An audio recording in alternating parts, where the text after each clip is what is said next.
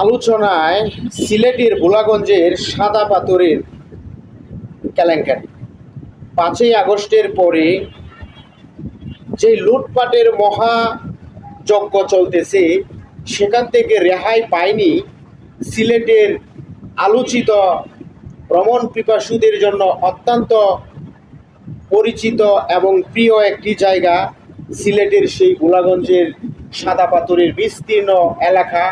স্বচ্ছ জলরাশির দ্বারায় সাদা যেই মণিমুক্তার মতো পাথরগুলা ছড়িয়ে ছিটিয়ে ভ্রমণ পিপাসুদের মনের কুরাক হয়ে দাঁড়িয়েছিল, সেখানে এখন কেবলই বিরান ভূমি, আর সেগুলা অতীত হয়ে গিয়েছে। 5ই আগস্টের পরে যে মহা উৎসব লুটপাটের, সেই লুটপাট থেকে কিন্তু সেই পাথরগুলো রেহাই পায়নি।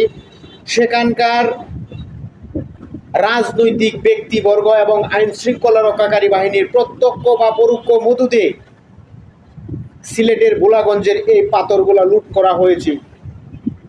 এখন এটা সোশ্যাল মিডিয়ায় ব্যাপকভাবে আসতেছে। আমরা দেখেছি শত শত ট্রাক ভর্তি রাতের আধারে শত শত নৌকা বোঝাই করে সেই পাথরগুলা নিয়ে যাচ্ছে। কারা নিয়ে যাচ্ছে? জবাবদিহি কিন্তু এই সরকারকে করতে হবে, পরিবেশ মন্ত্রণালয়কে করতে হবে।